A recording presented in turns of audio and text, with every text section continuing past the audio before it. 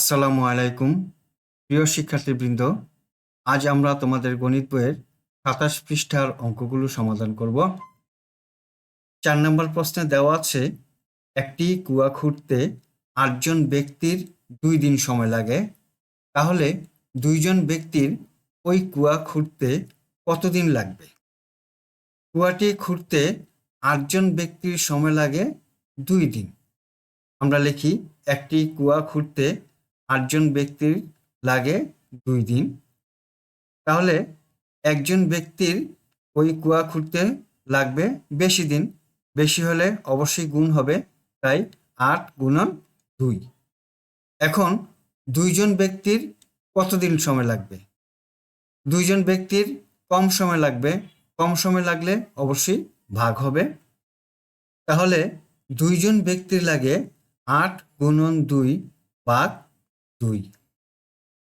এখন প্রথমেই গুণ করি, ৮ এবং ২ গুণ করলে হয় ৮ দুগুণে ১৬ ভাগ ২, ১৬কে ২ দিয়ে ভাগ দিই ৮, তাহলে উত্তর হলো ৮ দিন।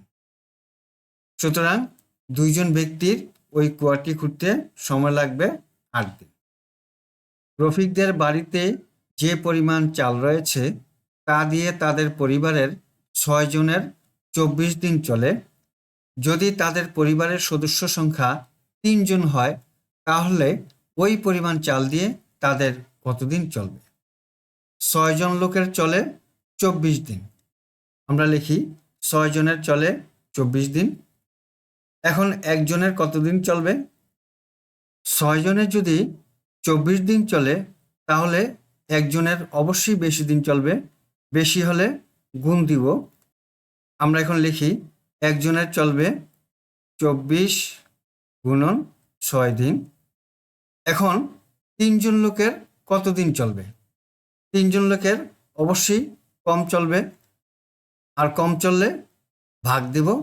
আমরা লিখি ৩ জনের চলবে ২৪ গুণন ৬ ভাগ ৩।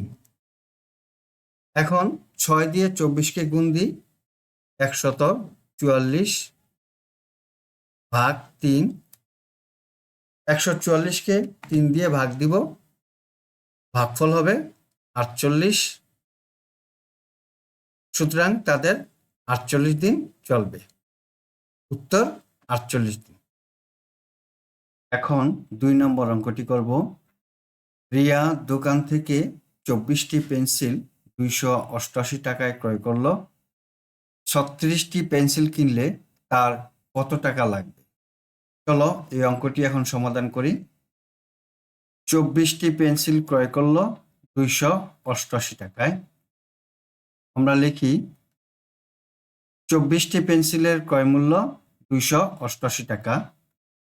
সুতরাং একটি পেন্সিলের ক্রয় মূল্য হবে অবশ্যই কম, কম হলে ভাগ হবে।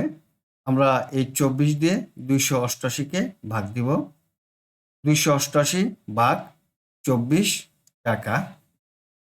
এখন এই ৩৬টি পেন্সিলের মূল্য কত হবে তা বের করব। ৩৬টি পেন্সিলের ক্রয় মূল্য অবশ্যই বেশি হবে, বেশি হলে আমরা গুণ দিব।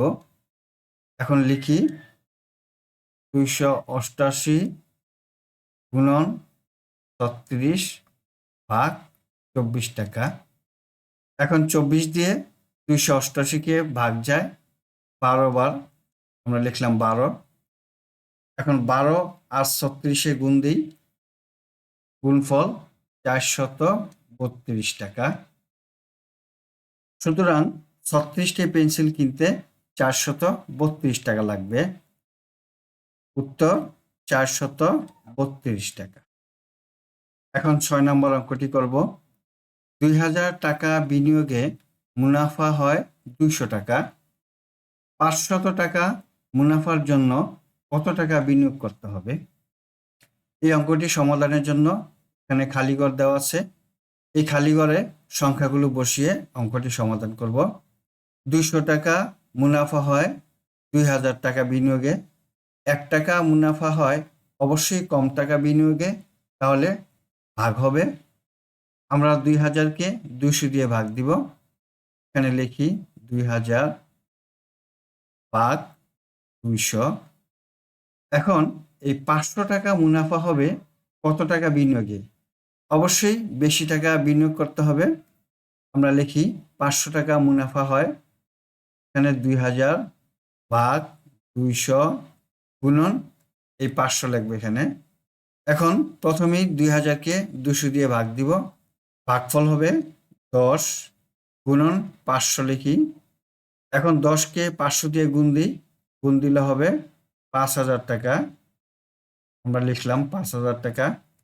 সুতরাং 5000 টাকা বিনিয়োগ করতে হবে। উত্তর 5000 টাকা।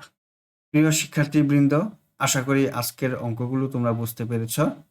আজ তাহলে এই পর্যন্তই, দেখা হবে পরবর্তী ভিডিওতে। আল্লাহ হাফেজ। আসসালামু আলাইকুম ওয়া রাহমাতুল্লাহ।